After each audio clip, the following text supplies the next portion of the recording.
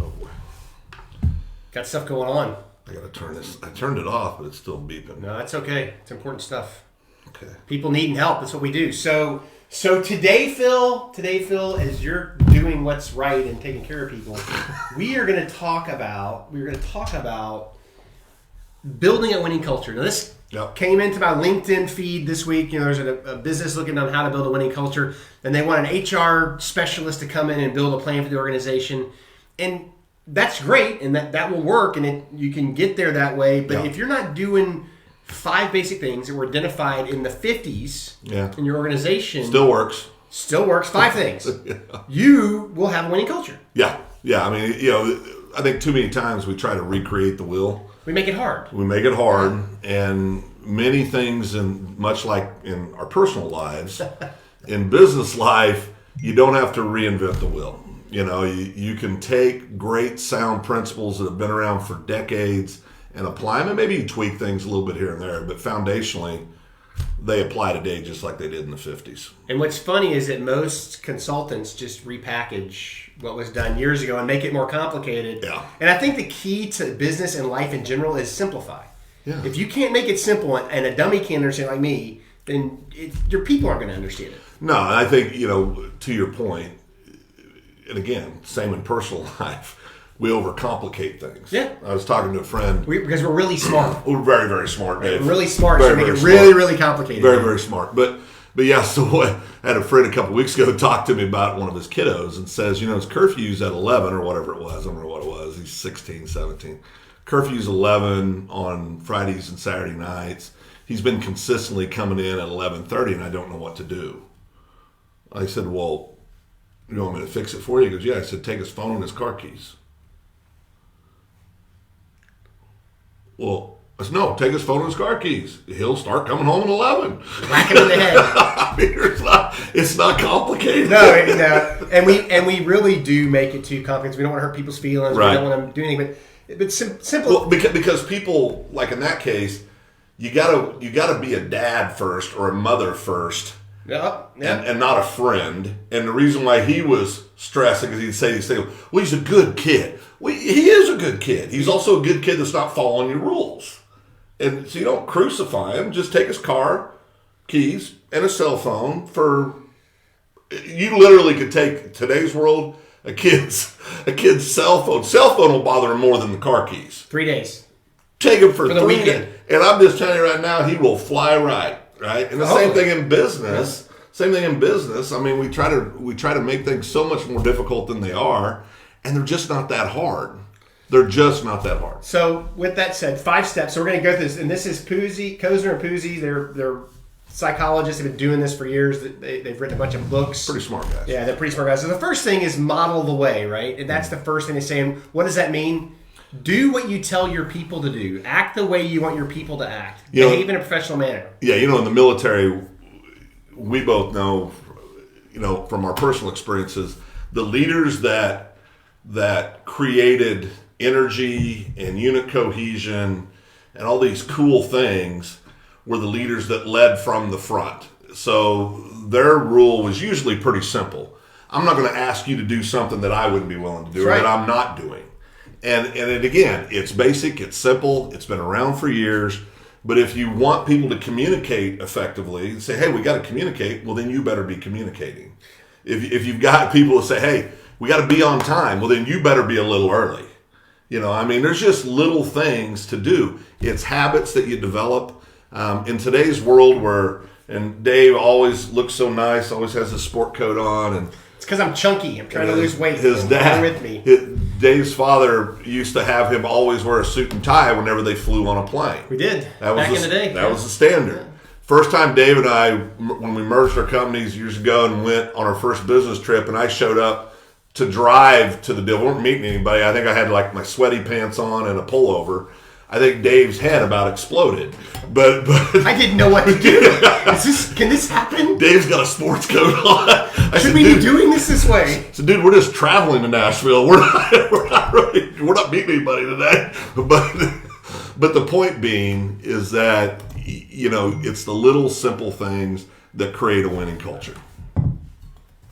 It is. It is. Little things. So let's talk a little bit more about modeling the way, because this is really, really important. It's really the foundation. If you're the leader of an organization and your people think that you're not approachable and you're a complete jackwagon, jerk, meanie head, you're not going to have a positive culture. They're going to be staying away from you, not telling you what you need to hear because you're a jackwagon. And things can go off the rails here. This happened with me personally before with a company that I used to have an ownership interest in. You know, if you don't get this thing right out the gate, then your human nature kicks in and you get offended, they get offended, everybody's offended. Then people start, instead of looking for the best in people, instead of looking at what's, we start assuming the worst. And then things go completely off the rails. And it's really, really hard to get it back on track. Oh, absolutely. Without basically going in and cleaning house and either you leaving the company or changing leadership from your employees' perspective. But, you just got to make sure that you do it correctly from the jump. Absolutely. And then the next one, so the first one is model the way. The second one is inspired a shared vision. Now, Phil and I are both reading the same book. Yeah. Not how or who to how or and we can put a link to that up. There's a great book, but the whole point of that book is leaders set the vision with the team. The team knows what the vision is. They know what the mission is. They know what the goals are. I bet you $5 bet on anybody that's watching this right now. If I walked in and asked your employees what your mission and vision statement were, they couldn't tell me. Yeah, and and this became vogue to say, "Oh, that's silly." We see this with startups, but also with mature companies. We're talking about small, medium-sized, privately held companies. But you'll ask them about their mission statement. They go, "Oh, we don't do all that feel-good stuff." That's a big mistake.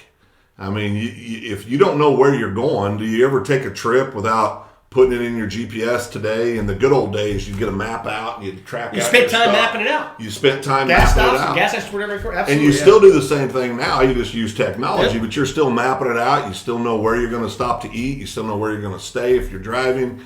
If you're flying, you know when your flight's leaving. You know where your connections are. You know when you're supposed to get there. You've got a car ready, or you've got travel arrangements ready to get you from the hotel to your Airbnb or your hotel or wherever you're staying. You map out everything, but for some reason, when it comes to the single most important thing professionally that you have, we say, "Oh, we don't do all that feel-good right. stuff." So with that said, Exxon's vision is simple. We're going to help 1,000 businesses in the next 10 years. That's our vision. Yep. That's what we want to do. We tell every client that. What do we do as a mission? We build better business owners. Yep. Everybody that meets us, those are the first two things they hear about because that's our focus to you. So my question to you, and you can put in the comments, is what is your business's vision and mission?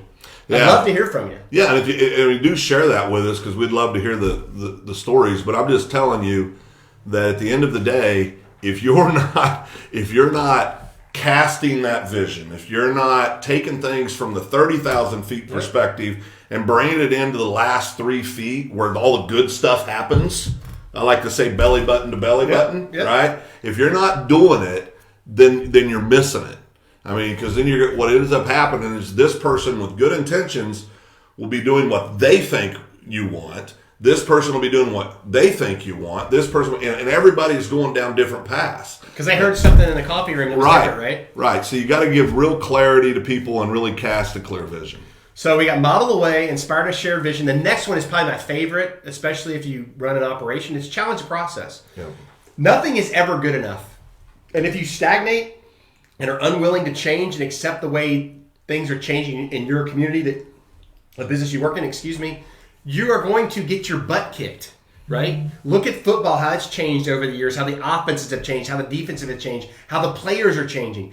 Everything we look at over the past 20 years has shifted somewhat. And if you are continually challenging your processes in your organization from top to bottom, you can adjust those movements. It's the, what's the thing you like to talk about, the shift, the paradigm shift. Yeah. Paradigm shift. We live in Oklahoma, and Dave's a big OU fan. I'm trying to work through that with him, but being a proud cowboy.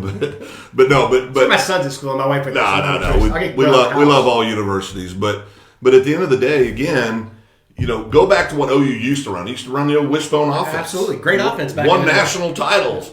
Had the longest winning streak in the history of college football running wishbone. They did this for years. I think the Wishbone, is it ran anywhere? I knew they do the Power Veer. Air Force still runs a variation, right? A modified Wishbone. But last time Air Force Academy was in the national championship game was never. And so, Air Force? Yeah. So Now, Dave. Wait. I got to tell everybody. Dave's a proud graduate from the United States Air Force Academy, and he's also a proud member of the Air Force Academy's football team. The Brotherhood, that's right. Of the Brotherhood. So I struck a nerve. Go ahead. Well, no. Funny story. My senior year, we were on our way to the Fiesta Bowl and lost to New Mexico State because we got the big head, right? Mm-hmm. Stunk. Dude, it was awful. We had a chance to compete. For the national Not national championship, but we could have maybe made the top 10. You could have made an argument. We could have made... Yeah, we should. You could always make an argument. OSU would have stolen our title in the Army, right? Just kidding. That hurt. Anyway, we're just that leaves a mark. But you got to be willing to change. You got to be willing to evolve. You know, there's a lot of change right now in the world economically and just a lot of different ways.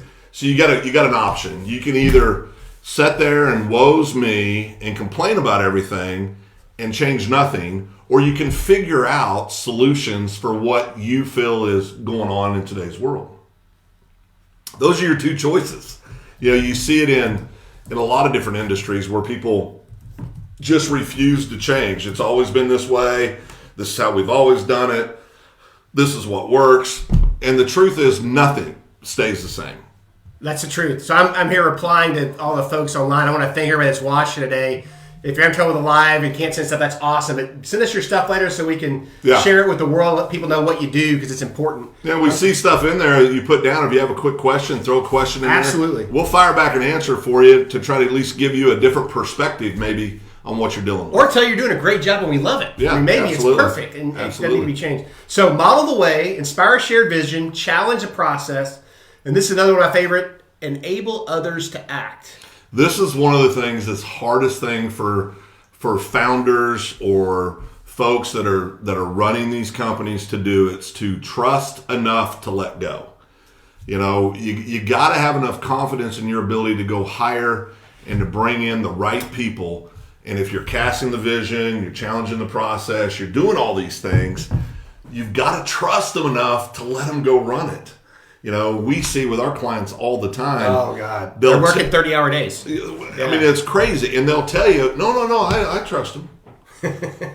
Well, no, you don't, because you got your thumb on top of them 24/7. Yeah. Nobody wants to work in that culture. Nope. I mean, people want to be empowered to go out and be creative and all within the confines of the mission statement and the vision, you know, the strategic plan you have. All within those confines, but you got to allow them to be creative to go execute. And too many times we see folks that won't do that. You ever been bowling?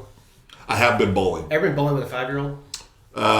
Yes, actually I have. Have you noticed what the bowling alley does for 5-year-olds? They put up bumpers. Right. So I've asked them several times to put up bumpers for me. They won't do it. Why? I just want to laugh at me, I guess. I'm not a good bowler. Dave, you're going to find this hard to believe. I don't have a lot of finesse when I bowl. Really? It's just hard as I can let that sucker go straight down the lane. I mean, that's a technique that may work. It doesn't work too well for me. The reason I brought up the bowling discussion is that's how your business should be. Right. Set the boundaries for your team and then let them go and get them to operate within those boundaries. And as they get better at what they do, you can take the bumpers down. Take the bumpers down. Yeah, it doesn't have to be an all or nothing from day one, but you've got to have a clear path. We've talked about this. One of the many things that we loved about the military is that every time you were in an assignment, you were training and preparing for your next assignment. It was continuous training, continuous development. You were always getting better, getting ready for your next thing. And you know that's something that you gotta. That's what you get. That's what you gotta get by. I saw Jennifer's comment. So it's a good strategy. It's a good strategy, Jen. I agree. But I think it's important that all of us let go a little bit, challenge our team to fail, be there to pick them up and dust them off, give them boundaries to fail within so they can kill your company. But what's going to end up happening is you're going to build a team that they are manic followers of you. They want to do everything to make it better because you've empowered them to do something cool. Yeah. So the last one we have here, so we've We got model the way, inspire shared vision, challenge the process, enable others to act, and now is the final one, and that's encourage the heart. That's reward success. Well, right? and also really get folks to understand that you believe in them. I mean, if you'll, do this with your spouse, with your children, with your friends. If you're encouraging and no matter what happens, you say, I believe in you, it's amazing what happens to people psychologically. Absolutely. Because you're going to screw things up. You're going to mess things up. You're going to get things wrong. But you know what? You're also going to do things right. And you're also going to come up with creative solutions. And you're going to do things that are empowering to those folks that you're working with. So I think the key is you've got to understand that if you can get people to dream a little bit, you can get people to think about, okay, this is our mission. This was our strategic plan. We talked about these things are most important now. Here's our vision.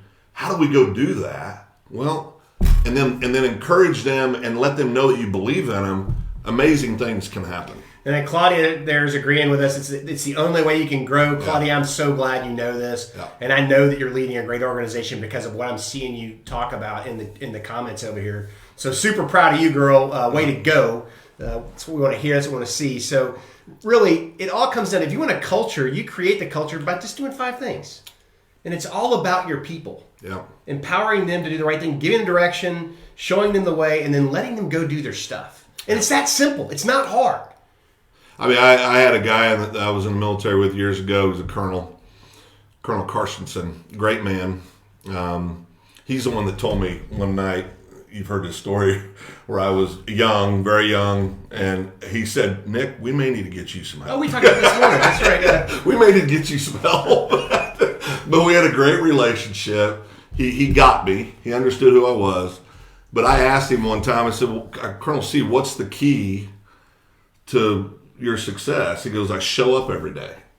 And I think I know it's an old thing again. There's nothing sexy about it. But if you'll just show up and do the work. Show up, have a plan, execute on the plan, let your creativeness flow, right?